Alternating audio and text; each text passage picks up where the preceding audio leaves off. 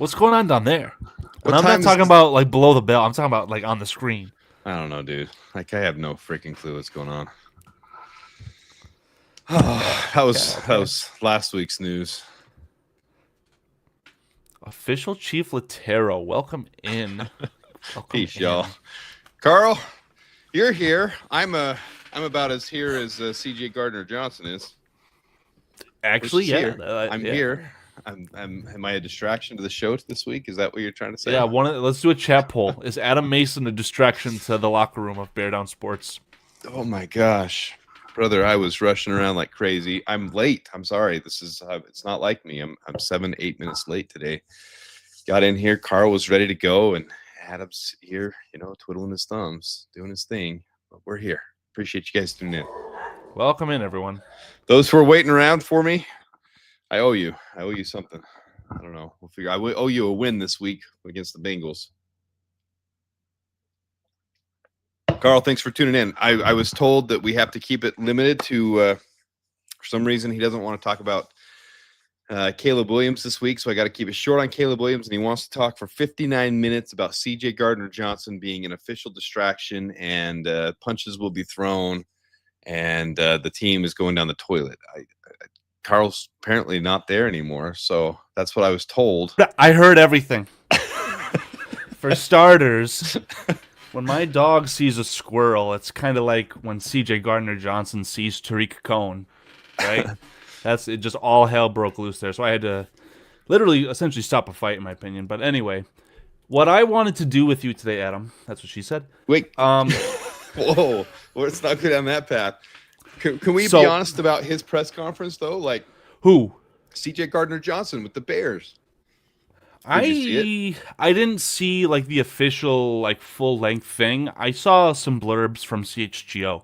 If you want to bestow your opinion on that right now, go for it. I think that's handled wise. himself very well. Like they threw baiting. Our media, Chicago's media, is the most trash, the most clickbait, the most. I mean, they're asking about 5 years ago. What did Anthony Miller say to you 5 years ago that made you so upset? It's like, what the crap? Like, these are the questions we're really asking. They asked the stupidest things. He handled it very well. I don't remember. It was 5 years ago. I don't remember what the piece. I don't remember what I said. I don't remember what was. I'm here. Like, I don't know. Go ahead, Carl. I was. Well, the amount of trash that has entered that guy's brain and left that guy's mouth is definitely something that you can't retain all of that, right? So, fair play to that guy. I simply will never forgive the guy. Okay.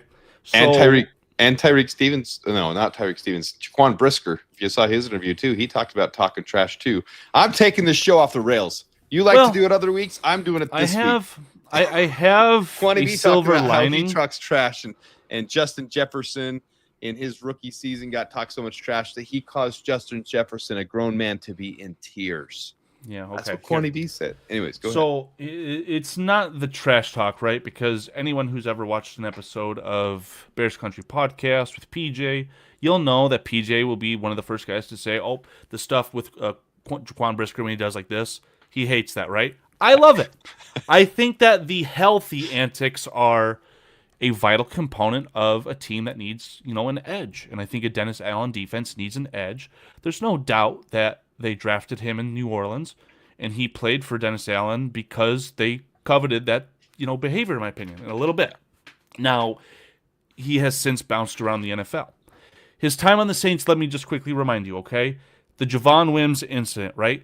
Not to say that Javon Wims is, a moral standard, whatever. What he ended up doing was getting Javon Wims to throw punches, essentially several punches, at Gardner-Johnson. It's crazy. Total bait. And then it happened again in the playoff game with Anthony Miller. That's, I think, and that is Gardner-Johnson in the face of Anthony Miller. And then just now, Wims. Man. Well, that's just not smart football. There you go. Just helping you out. I wish it was Sam Hurd who would have done the fighting there, because maybe we'd have a more favorable outcome in that scenario in the moment anyway. All that to say, the shining star at the top of this is Javon Wims.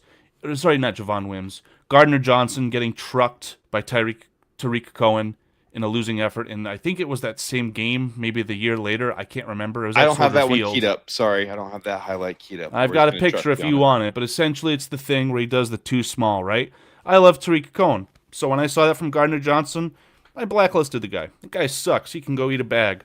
So carried over into the playoffs, as you know. There was more antics in that playoff game, the wild card game that they lost. Just so sick and tired of the guy, right? Obviously, I don't know what happened afterwards. I think from New Orleans, he went to Detroit, and there's some familiarity with Ben Johnson probably there. Philly, then Detroit, then back to Philly again. But okay.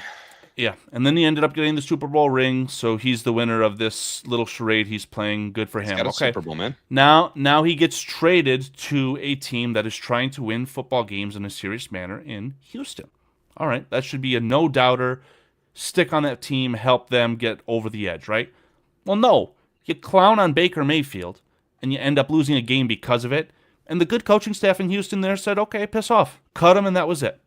And I thought that was an admirable move by Houston. Now we are. You're missing We're a few faced steps, in- but okay. We're in a situation where, we're relying on Nick McLeod, where his coverage skills aren't as egregiously bad as you might suggest. It's became obvious that he cannot do anything that Dennis Allen literally requires, right? Cannot blitz, cannot set the edge, cannot do a damn thing. So you needed a body to replace him, and the actual player itself, I think, is a very good fit. As long as this young coaching staff does not allow it to be a grafting of a tumor situation, I do feel like he can play well in this scheme, and I hope that you can balance that all the spiel I just gave you with the good of his play. And again, last thing I'll mention on the whole situation with it, you got players like Tyreek Stevenson and Jaquan Brisker who have that edge to them. Okay. So can all these Jags harmonize? I wrote this down. Can all these Jags harmonize the master of the dark arts as a unit? If they can, maybe we've got lightning in a bottle. You threw out a decent synopsis, a decent breakdown. I think there was just a small bit of negative bias there towards CJ Gardner-Johnson. Absolutely. I think he might be a little offended, but I think he would handle it as well as his press conference and basically just roll his eyes and say, I ain't worried about it. Like, my play on the field will prove it. So that's the attitude I like from him. I like that he handled our media with, we'll call it class. The guy that came out on top today or yesterday was CJ Gardner-Johnson, showing his class, not eating that clickbait bull crap like you're just spewing out there, Carl. Carl! Can I give a special shout out to Alex as my Nemo? Give I him love that, that buddy. guy. I Where love we that at? guy. Carl was 546. I love that talking guy. like Alex, how's it going, buddy? Here's the thing I want to say about CJ Gardner-Johnson. He summed it up perfectly when he said, that was what, 3-4 years ago, ended up being 5 years ago. It's in the past, brother. The reason he got released from Houston had nothing to do with what you're saying is poor play or being called out by the organization. He was not being used schematically correct, so he asked for a trade. They didn't want to accommodate. The team didn't want to trade for him. Whatever you want to call it, he ended up getting cut by the team because there was not a happy, coherent gel of a happy fit. If you listen to CJ Gardner-Johnson talk about him trying to find the right fit, you missed a step where he went on to Baltimore in the practice squad because he was trying to find a home temporarily. I think this brought a little bit of humility to CJ Gardner-Johnson. He then gets to work with his rookie coach as well as Ben Johnson. We worked with for a year. Didn't really work with Ben Johnson a lot because he was the offensive coordinator. CJ Gardner-Johnson was on defense. I mean, it's a team, it's a collective unit. So, you can say he worked with him, but it was really not really Aaron Glenn. I don't know. Whatever happened there. There's some familiarity enough that CJ Gardner-Johnson acknowledged him in his press conference. This, any way you slice it, is where you're getting a player who I compared last year in the draft when I was talking about Nick Emenwari. I used CJ Gardner-Johnson as a comp because of size and schematic fit. This is a player I'm so thrilled because of his play on the field. Now, does he turn into Jaquan Brisker where they're yip-yapping on the field and he claims that Jaquan Brisker claims that the first year in his rookie year that against Justin Jefferson, they made Justin Jefferson cry. And the first half, he torched the Bears. And the second half, they held him to be catchless in that game because he was crying. A grown man with kid was crying because he was being teased and taunted by Jaquan Brisker. I don't know. I don't know how much truth there is to that. Is he the same mentality? Appears to be. I like a little bit of that attitude and sass on my team. I like to see some of that. I'm with you, Carl. If there really is a cancer, if there's a plague, that's something to be worried about. But we've already got some unique personalities. You see Tyreek Stevenson. You see Kwani B on Twitter alone, like just yapping. So I think that there's a nuance to Brisker specifically, right? You have I think I don't know how to say this with C.J. Gardner-Johnson is a lot closer to Tyreek Stevenson as far as the penalties, the on the field BS. Brisker doesn't really have that attached to him. And I know that's awkward to say after he's had several 15-yard flags called for bad sacks. It's just total rubbish. Brisker is a guy who I think is just externally motivated. I don't know how to say that. He has to hype himself up. And it's just sometimes you don't know how to understand those guys. You got to just let that guy be himself. The only time I would say where Brisker really caused an issue was in a span of 10 minutes in real life time after the news of Eberflus being fired. Brisker tweets, "Well, God makes no mistakes," followed by or preceded by several laughing emojis, right? I view that as a problem. Not to say he was wrong. But Gardner-Johnson, I just told you, the guy lost a game for Tampa Bay, or against Tampa Bay for the Texans this year. I've watched the guy be an asshole everywhere that he's gone. He's essentially a tumorous ping pong ball for my money. Again, schematically, player-wise, about as good as a fit as you could ask. And especially for a player you sign for free, right? We're not trading draft capital for Tyreek Woolen or whatever we're talking about here, right? Just signed a guy off the street. Fantastic. But the downside attached to this is you screw up your locker room with your rookie head coach, and you're a team that no way you slice it. This team's not going to the Super Bowl. So what are you going to do? Retain this guy? I don't know. You're acting you're acting like it's a given that he's a cancer, he's a plague, when that's not the image you're getting from him. That's not the image you're getting from the coaching staff. That's not the image you're getting from anybody else, except Carl's claiming it here on YouTube, that he's a cancer and a plague, and he's going to be the downfall of the Bears, and you're bringing it into a young team. Good. So what's your basis on this? My basis is his time in the NFL. If he was this iconic can't-miss talent, why is he not on the team that drafted him? Why is he not on the team that literally had, in a playoff run, was signing guys off of the streets? Why is he not on a team that is trying to repeat as Super Bowl champions? Why is he not on Houston, who traded for him?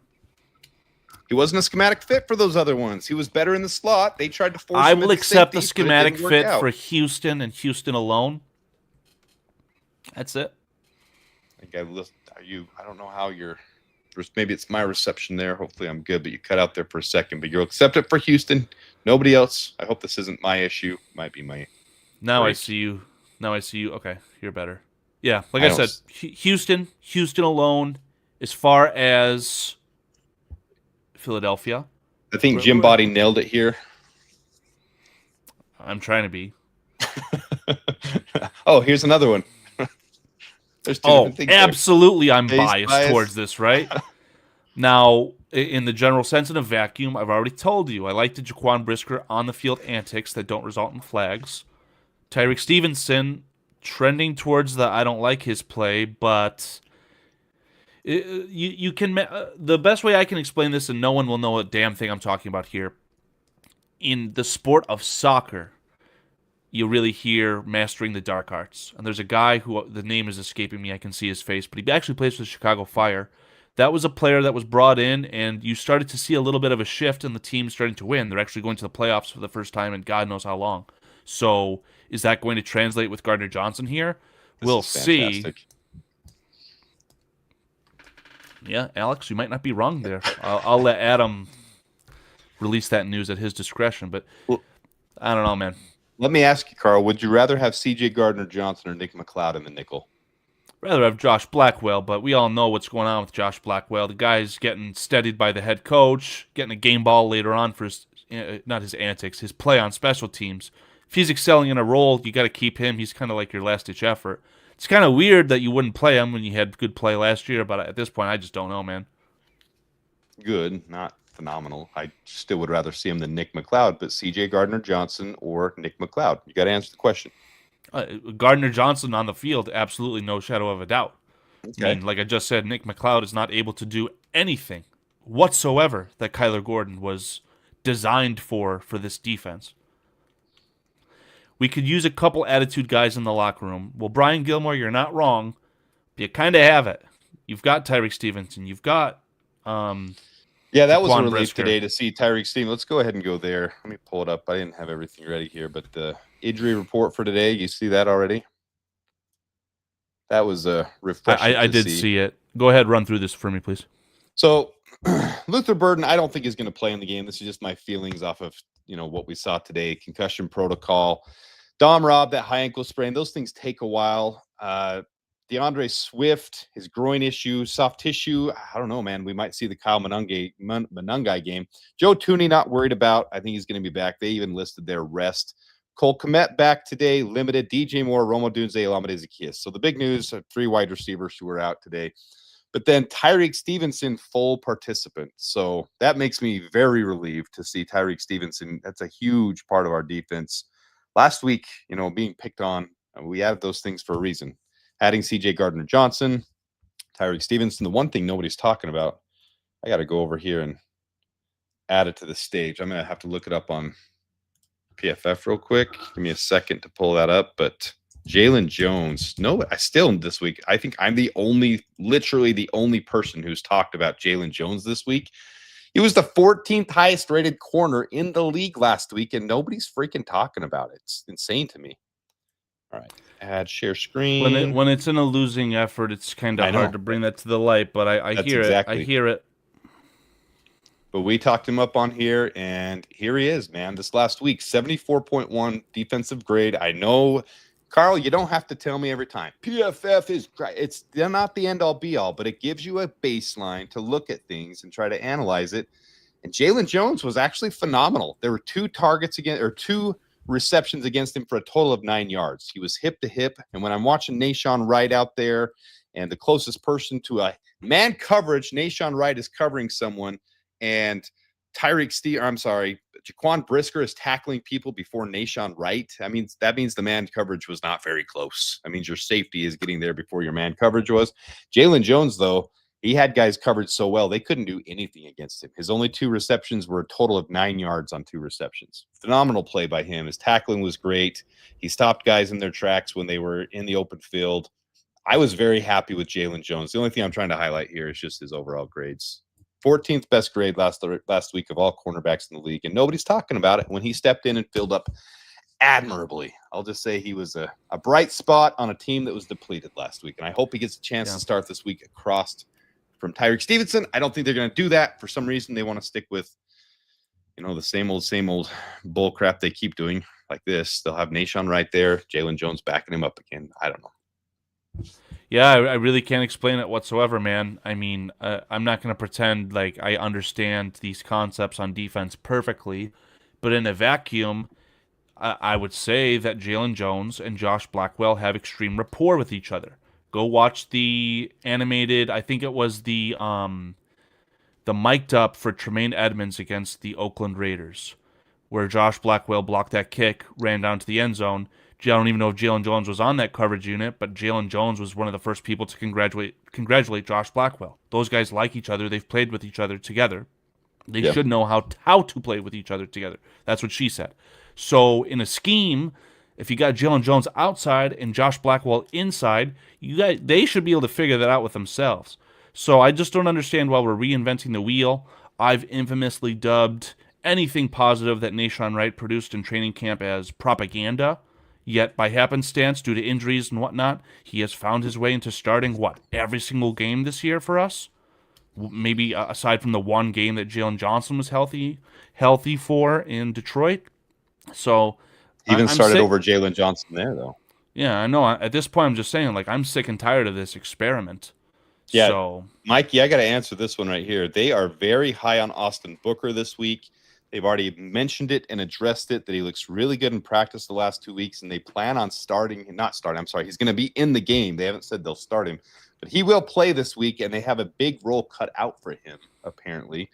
And I have not heard that. All I will interject and tell you is that I've heard that Ben Johnson has praised Dayo Odengbo on his pass rush from the inside. that's from He said the outside needs to have a lot of work. That's from today's press conference. And Dayo Odengbo, they did say they'll keep working him on the inside and try to work him on the outside more. So yes, Austin Booker will play this weekend. There's no ifs, ands, or buts. He will play, and he will have a role in this game. Well, if you need to get pressure and you can't do it with 4 and you got to rush 5, let's have C.J. Gardner-Johnson pick a spot between Montez Sweat, Gervon Dexter, Dayo Odengbo, and Austin Booker. Have those 5 see what they can do, because you're going to have to get some pressure on this quarterback, whatever the quarterback is, because at the end of the day, these fantastic wide receivers for the Bengals are going to get open. They're going to get theirs, so to speak. Ideally, it's going to be a high-scoring game, and I'm trying to not have this long conversation with you regarding Caleb Williams, and I know you mentioned that earlier, and we haven't talked about it, but don't know if you want to go there yet. Well, I mean, we can transition there, but did you see what the Jets did to the freaking Bengals, man? The Jets, who have scored 0 points in 9 quarters, went off against the Bengals. So if there's a game where Caleb Williams wants to prove himself and wants to prove that he has what it takes through the air and he wants to be it, this got to be that game, in my opinion. There's no more holding back, no hesitation. It's got to be this game. You can't wait. I think it's a fair statement, what you just said. Caleb Williams does need to start putting up instead of being shut up all the time. I don't think that his play in the general sense against Baltimore was why you lost the football game, but he sure as hell didn't win you the football game. Have you seen this one? Yeah, so that average time to throw, it's probably very easy for someone to say, well, why is Caleb Williams holding onto the ball? I saw a metric where it was about, I feel after seeing this graph that someone put together and the preaching I've been doing. And there's so many things I bring up on my freaking channel that I don't have the big platform for, that CHGO or, Chat Sports or freaking, I don't know, Hogue and Johns and these guys aren't saying, that are so critically important to understanding this team. And this graph puts it together, and I'm just like, thank you. Thank you. I'll take my flowers right now. Thank you very much. If I had to Chrome Dome the number, I'm pretty sure that the average time to throw for Caleb Williams on a drop back that he is not pressured on is 2.85. So right at that, call it average line around Jordan Love there, right? Oh, we can find that, brother. That is good stuff from your young quarterback. And again, I love this because the big thing I've been preaching on this channel, those of you who've been watching are aware of, the time to throw. I've been saying all year, time to throw does not matter. It doesn't matter as long as you're not taking the sacks. And that's what Caleb's done this year. He's cut his sacks from 28.7% on his pressures turned into sacks to 14%, which is absolutely phenomenal. He understands his pocket. He's navigating it. He's not taking the stats. He's understanding what the defense is doing. And there's 1 or 2 plays where he hasn't seen it and he's got sacked, and Declan Doyle did a great job of explaining that one this last week on the first drive last week, where they said, should Caleb? He said, honestly, I just feel like that was, that's the blind side. That was more on the containment. Like, that's just the one play where our left tackle did a terrible job and didn't, contain his guy, and Caleb didn't see it in time. There was a check down there. He could have got it, which I broke down as well. So there's just a couple plays like that a year that you're not going to see perfectly. But overall, Caleb sees the defense so freaking well, and I'm really excited. Passing pressure. We've got guys like Jim Body in the chat saying, damn, he's frustrating to watch. I was going to say, everyone wants to have that statue that Tom Brady in the pocket, operate your offense, get the ball out of your hands quick. But again, with this scheme, with the young players attached playing in the scheme, it's not going to happen all like that. So having Caleb Williams' incredible God-given ability to avoid the rush, extend the play, you hear your coaching staff, your offensive coordinator by name only, your head coach, which is your offensive coordinator, all these guys saying, yeah, I want Caleb to use his legs and extend these plays because that's a very, very valuable asset. You ready? I haven't even looked at this yet. When you said that, I said we can look that up. I haven't looked yet. I have to scroll right to look at it. I'm pulling this up with you. Here's going to be Caleb's time to throw in a clean pocket, so no pressure. His magic is he can create things when the pressure comes. He can see the pocket better than other people. If you're hearing my voice, you have to become a member of the channel if it's 2.85. I'm going to say it's way less. When I showed a highlight, in fact, before I show this, I'm going to show this. I said there needs to be more of this schemed up for the clean. Here's a rip from Caleb last week against the Bengals where clean pocket and back. Oh, there it is. Rip it. He's so clean and precise when it just comes to that. I'm very impressed with him. And I've got so many people in my comments on the channel, like some of you are probably in there, where I can't wait for your video, Adam, where you say the Bears were wrong and Caleb Williams sucks and we should have taken the trade down. I'm like, guys, you get where I'm at with this, right? Like I will take when I predicted something, but when I watch it and I analyze it and I say, look, this is the good that's happening with Caleb. This is literally the good that's happening. And I'm showing you guys right here. I'm analyzing this film every week. I'm showing you Caleb gets it. His accuracy is just like Jordan Love. It's just not quite there yet. Now look at Jordan Love in his third year commanding the offense. He's one of the most accurate quarterbacks in the league, and I hate it. I effing hate the Packers. I hate them. And he proved me wrong because Jordan Love was completely inaccurate. Caleb Williams is completely inaccurate. He's one of the least accurate quarterbacks in the league, but he understands the system and the scheme. And Ben Johnson is a whole new, brilliant playbook for him. It's going to take time. As soon as Caleb can handle not taking those sacks and getting accurate with his throws, it's going to be the same exact thing that you're seeing in Green Bay. And we're going to be that 6-1 team. And it's going to beautiful. Anyways, let's go back to this. It's going to be beautiful. I'm telling you now, don't give up on him. Don't give up on this team. It's going to be beautiful. I haven't looked at this. I'm looking at this real time with you, Carl. You said what? 2.85. Is that what you said? Yeah, that's what I'm remembering from my I'm going to say way here. less because when it's clean, he gets it out. It looks good. It's just he creates. Where are we at here? Time to throw 2.59. That's his time to throw when it's a clean pocket. Hold on. Yeah, it's a clean pocket. Yeah, that's all we're saying. Clean pocket 2.59. But he creates. Is that the same thing? Not so pressured, under pressure, clean pocket. Under pressure, he scrambles and he creates. He's not taking the sack still. Only 14% pressure turn to sack. That's top half of the league. This kid is transforming before our eyes, and we're so impatient. So, yes, I'll keep it to 5 minutes. But I'm telling you right now, if you're on that bandwagon of, oh, look what Justin Fields did against the Bengals, and he came back and he got their first win. Guys, I like Justin Fields. He still doesn't see the pocket. He still doesn't. Caleb's doing things right now you're not going to want to miss out on. You're not going to want to be that fan that says, oh, look, Caleb sucks. He's no. Like, see what's happening right here behind that pocket. He sees it. He's just not completely accurate yet. He's had his third offensive scheme. He's got his fourth head coach, fourth offensive coordinator. It's a complex system. He's getting it. He's just not completely accurate yet. He's throwing behind a little bit. He's throwing a bullet when he should be throwing a lob pass. He's not seeing the checkdowns all the time. That's going to happen when you have a complex system like this. I'm all in on Caleb. I'm ready for when it clicks because there's going to be a lot of people that feel really stupid about being out on him right now.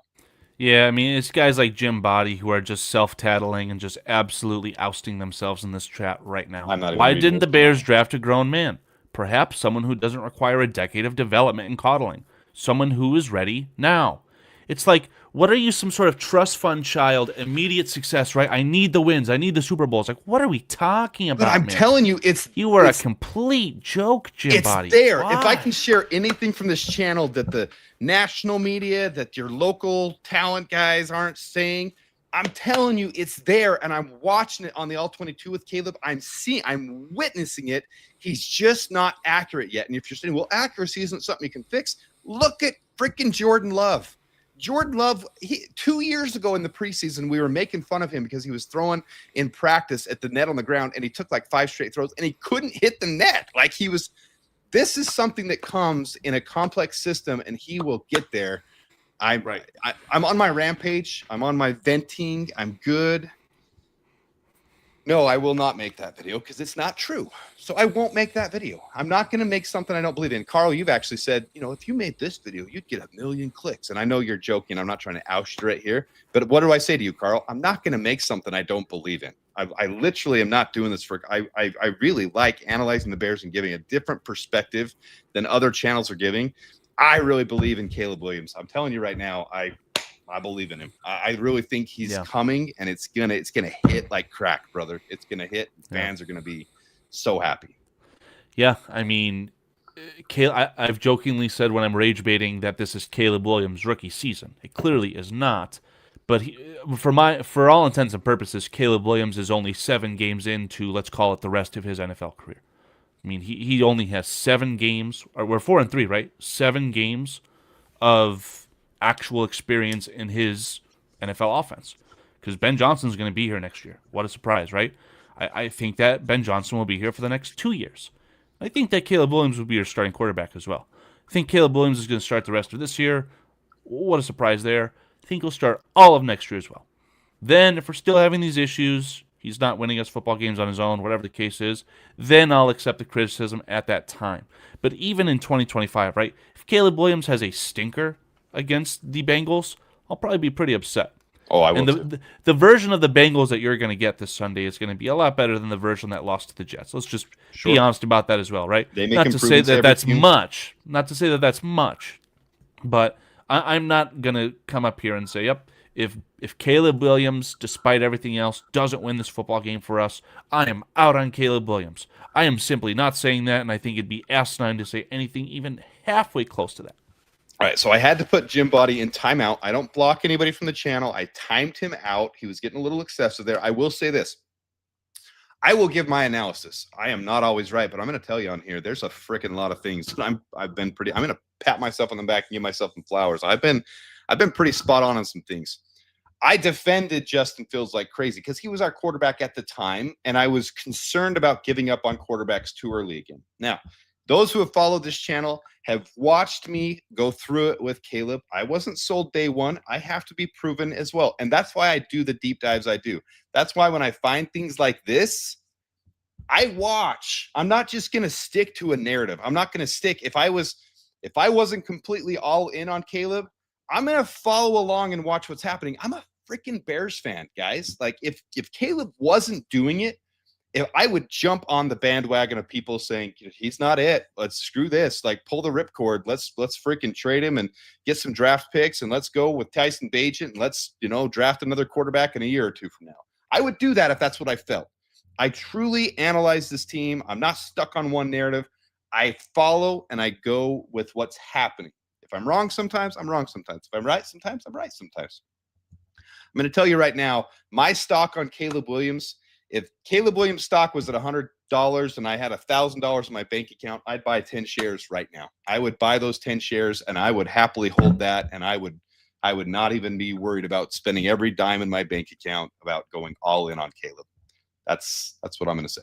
So, but yeah, Adam is not going to accept betting advertisements for Bear Down Sports. Anyway. That was a future investment is what I was saying. Unbelievable. Little Ponzi scheme action here at Bear Down Sports. Anyway, if you want to throw up that graphic that I just added to the StreamYard there. All right, next level down. I got to get it. I just want to ask your thoughts as to why Roma Dunze versus man coverage is the 4th highest targeted player in the NFL. And against man coverage? Why? Because he's freaking 6'3" and he has one of the best. But he can't catch the damn contested ball. He has one of the best contested catch rates coming into the season in history. Out of college, whatever it is. And as a rookie, the only rookie to have a better contested catch by him in the last decade was who was it? Right. One other guy. There's no more hiding, right? There is DJ Moore, but DJ Moore is not the focal point, which is where we're going to get to in this conversation. There is no more Keenan Allen, who was the obvious primary target last year. Okay. This Roma Dunze cat, he's playing with the big boys, right? AJ Brown, St. Brown. He's having his sophomore year adjustment. Teams are adjusting to him. He's going to have to get his big boy pants on. He's going to start he's going to have to start catching some of those contested. I have faith in Rome. I'm not going to be down on him, but I do think Caleb needs to get off of just getting it to Rome, and he needs to see some of those checkdowns to Kyle Monangai, because as I watched the All-22, there's a lot of them. There's a lot of really good plays to Kyle Monangai, and I think now my big problem with Caleb Williams has just been the fact that he stares down the target. Right? He's had back-to-back. He's what just happened? We played the Saints and then the Ravens, right? Mm-hmm. I don't know if he was staring down Rome Odunze against the Saints, but he was staring down Rome Odunze against the Ravens there. It's not the fact that he threw the interception. I could care less. It's why are we staring this guy down, man? We've got to be a little bit better than that. There's where I'll get some criticism, because if that trend continues, you'll never have the success. I think he's gotten comfortable. And then when you're going through a little bit of a rough patch, which is what this is, there's no way you can't say that's what it is. And I think that deep ball where he's about to get sacked and he just hucks it up and says, "Here, DJ, save me," which is what Jordan Love does all the time. I think that was great for that to happen to him. He's about to get sacked and he hucks it up and says, "DJ, save me." And DJ grabs it. Should have gone out of bounds. Yes, I think it was a high intense moment. DJ was just glad he got the freaking ball. I tried to make a touchdown out of it. Okay, whatever. I think that was good for Caleb, because then he can see, you know what? Yeah, I am so safe with Rome, but there's other guys on this team that if I really, because as I watch tape with DJ too, there's so many times DJ is either the distraction and pulling two guys onto him, or DJ eventually pulls routes just like that, where if Caleb's leading him a little bit and has faith in DJ, just like Justin learned how to, he could be nailing him in the back corners, in the end zone. His deep ball accuracy would get so good with DJ Moore, because DJ Moore isn't playing sophomore type football like Rome Odunze. There's some things with Rome that need to improve. DJ Moore is a freaking vet, man. And I think Caleb's got to learn to trust DJ Moore a little bit more. And I think there's going to be some special things that happen between the two of them. Well, here, let's start the stopwatch, everyone. Let's see how long it takes for Adam Mason to find the highest paid Chicago Bears player in not NFL history. I guess the history of the NFL, right? Chicago Bears history. Where's the highest paid player on this graphic, Adam? It's very hard to find him, isn't it? Don't you think it's a goddamn problem? He's right in the middle there. He's right by Worthy. He's right by Worthy. Yeah, Marvin Harrison. I see it. Why is the highest paid player in Chicago Bears history amongst these Jags like Parker Washington? I've got the answer. You gotta figure it out. He's getting double covered more than anybody else on this team. DJ Moore is getting double covered more than Rome Odunze. Ben Johnson's a whiz kid, right? The only offensive caller that's better than him is Sean McVay, right? Scheme the guy open. The guy's good. Amon-Ra St. Brown's real good. I'm sure Amon-Ra gets double teamed. The Bengals are having some of the worst against their pass, against their secondary. The Bengals are being terrible. So this is the opportunity for Caleb this year. I don't have all the stats pulled up right now, but the Bengals do not do well against quarterbacks. Like, this is the opportunity for Caleb to have a 400-yard game if he wants one. Well, I sure hope so, man. And it might turn into that, because our defense sucks so bad that Jamar Chase and T. Higgins and, Yeah, I'm a very proud Jamar Chase fantasy owner this week, so let's just leave it at that, I guess. But as far as this metric here we're looking at, right, talk about 35% Rome Odunze, DJ Moore's at 20% versus man coverage specifically, right? This is targets. You're talking about targets. Yeah, Rome Odunze is not 15% better than DJ Moore in any capacity. Let's just call a spade here. So DJ Moore needs to get his a lot more, and I'm sick and tired of Rome Odunze. Let's put this guy in the doghouse until he can catch a contested football. Doyle actually pointed this out in the press conference. He said that they are working on seeing some of those things with Caleb. I really like Declan Doyle when he gets up and talks. Now, granted, I didn't take notes on his because I was at the gym doing my workout with the earbuds in while I was listening to that one. But Declan Doyle, like, he tells it like it is. He doesn't sugarcoat it, and he's really intelligent. I really think we got a steal out of Declan Doyle. I like Declan Doyle a lot. Alex just continues to jab with me, and I love it. I love the energy. I really like you on the show this week, Carl. I think you're bringing some good attitude and perspective. Well, this is the 5 minutes of Caleb Williams that I want to get into, and we're well past that, and it is what it is at this point, right? I had a long, lengthy, call it engaging conversation with my good friends Paul and David yesterday at Bearski Film. Okay. And it got to the point where, of course, Caleb Williams is the person who is wearing the most blame. Where they're coming from, I understand it, but I simply do not accept it whatsoever, okay? I think we're at the situation where exactly right now in time, my opinion is that Caleb Williams is trending towards and arguably is already one of the most talented players in Chicago Bears history, right? Nowhere near, he's probably not even top 50 greatest Bears in NFL, in Bears history, but as far as a talent, right? The only guy who's clear cut better than Caleb Williams as far as a talent perspective is probably Walter Payton. But the actuality is that Caleb Williams in today's NFL, he's at that dreaded middle of the road scenario where he's not very obviously a really good quarterback and he's not very obviously a bad quarterback. So I think that's the truth of the matter here is, what are you going to do with a guy like this? You need to continue to invest in him, have him get the starts, coach him up, and he needs to continue to trend up. But it's too early to just say, yeah, he's not good enough. Let's start Tyson Bagent. So that's my not very well thought out opinion on the guy. But I do share your optimism for the kid, no doubt about it. I agree with knowledge on teams. Oh, did Adam bomb out? Uh-oh. That's not good. I do not have any control of this StreamYard right now. So if Adam doesn't come back quickly, chat, we are screwed. Let's do the quickest Q&A in chat in YouTube live stream Bears podcasting history, if you guys will. Knowledge on Tame just saying that Jay Cutler was extremely talented. Just between the ears wasn't that guy. I think that's fair. And I don't know if you guys have seen the TMZ or whatever footage of Jay Cutler getting arrested. That was some scary, scary stuff. Uh-oh. Uh-oh. I think Adam's PC potentially went belly up. Adam Mason, live quoting. Holy fuck, dude. Yeah, we can't swear here on Bear Down Sports, though. I don't know when Adam's going to be back, guys, and I don't have the ability to do anything with the screen. I don't have the ability to do anything as far as ending the show. I could just leave, but then that would be really bad.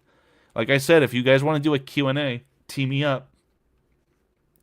Pry shouldn't have married a reality TV star, reality TV star, maybe. Sounds like probably. Carry the show, Carl. Hold on, let me get Adam on here. One second.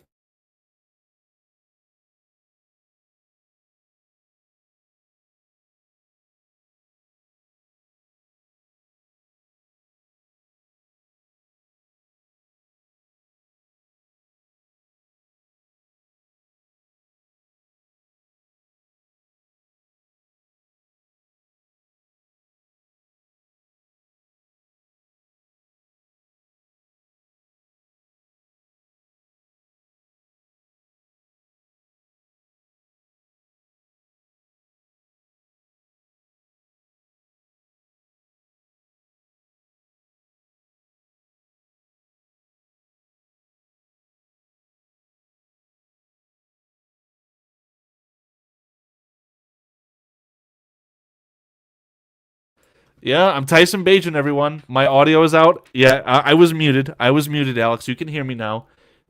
Adam was trying to tell me that he was back, but I don't know about that. What's going on, Adam? You're live. We're Mickey Mousing it. Am I still on? Now you are, yeah. I'm showing on my end.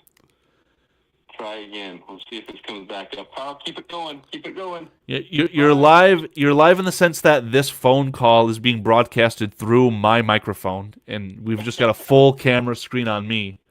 Boom. There we go. I apologize. Saved it. Uh-oh. Premature. Oh no. Just like Chris Foster, whatever this guy is. Yeah, just like Jim Body. Just like Jim Body. You thought we were back. We thought we fixed it by benching Tyson Bagent or putting in Tyson Bagent.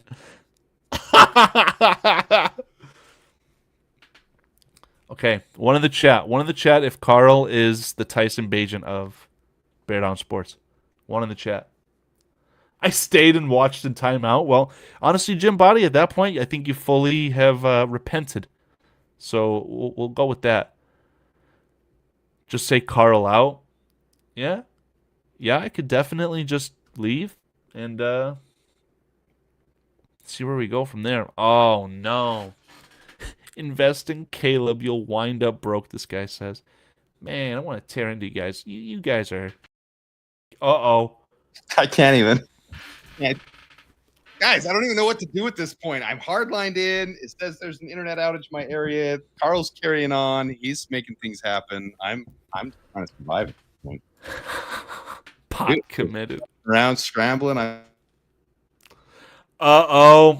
Oh, man. It's like Carson Wentz when Carson Wentz had a separated shoulder. He's like, yep, I'm done. My shoulder's separated, coach.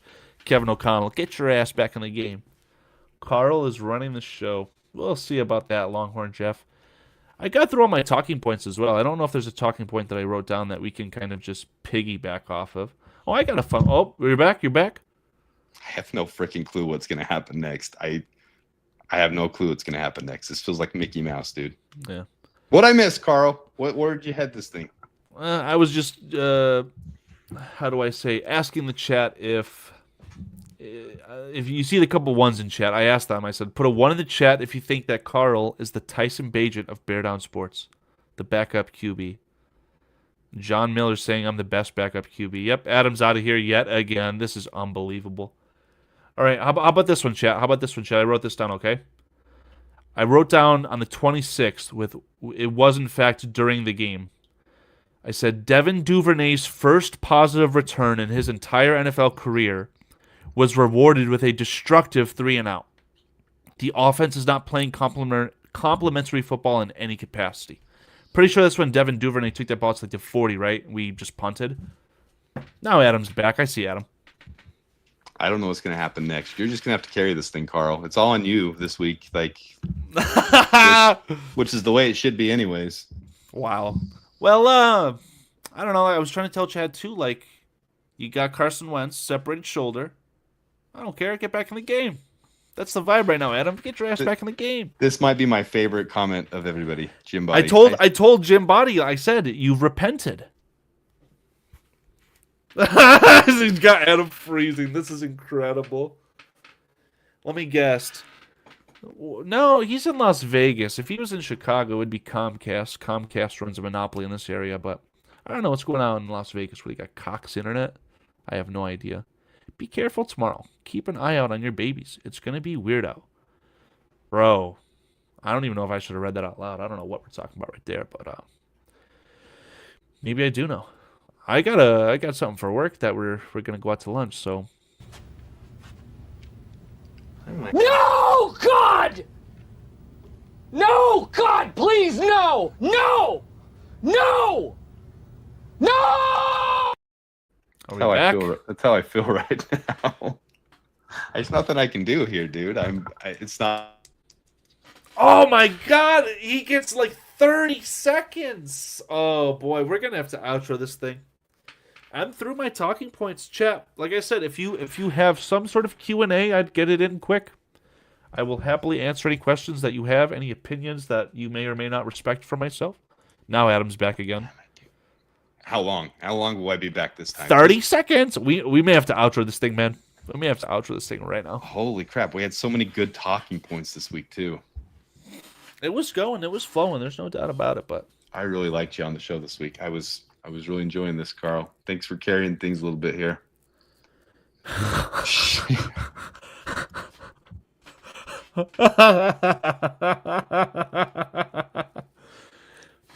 CJ Gardner-Johnson 04 says, "Are you still all in on Caleb Carl?" Absolutely.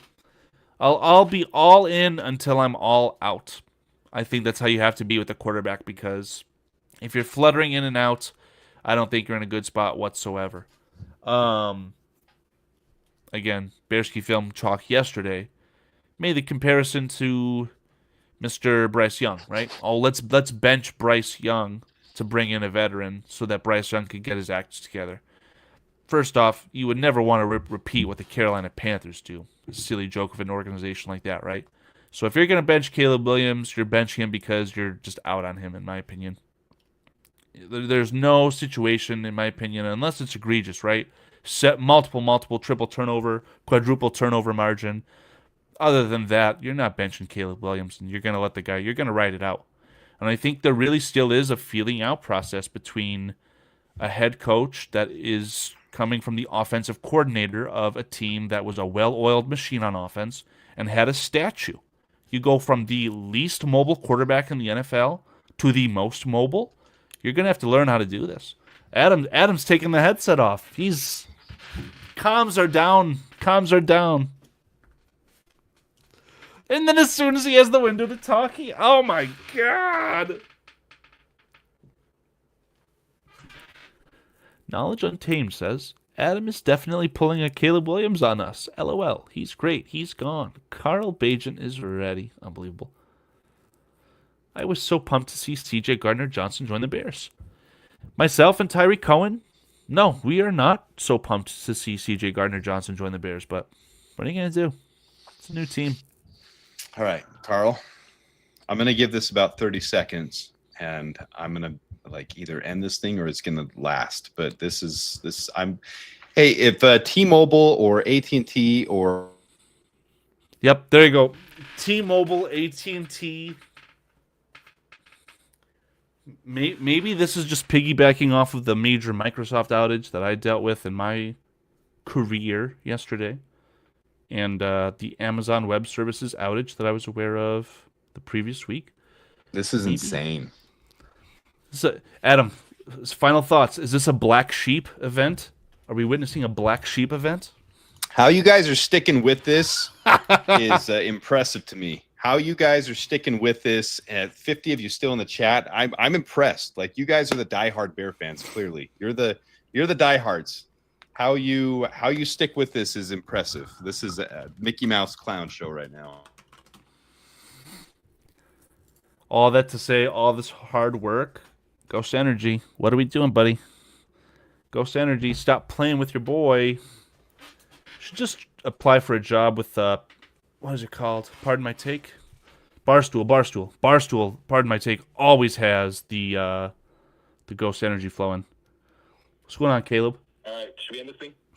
Yeah, we got to pull the plug. We got to pull the plug, man. We're taking QB Neil down. All right, you give me your official prediction for this week, Carl. I originally predicted a loss, and that was, of course, with Joe Burrow. There's no Joe Burrow, so your Bears got a chance. What is that chance? I'll call it a high-scoring game, but what is a high-scoring game? Are we talking 35-31? I like it. I'll say Bears 35-31 over your Bengcats. I'm not even going to try to put a prediction in because it's just going to get cut off by terrible. I'm putting that on the BCP soundboard. I'll see you guys later tonight at BCP. This show's incredible. Never seen that flavor of Ghost? CJ Gardner-Johnson, hit me up in Twitter DMs, okay? 1 can, $10. You pay for shipping. See you guys at BCP. This is the spot where I would definitely end the show. And I might just leave after I said that, but... So Alex Brown, my favorite defensive end ever, told me he loved me on air yesterday. That was cool. That's fantastic. Alex Brown is awesome. Always got your back, Adam. Been a day one or a bit.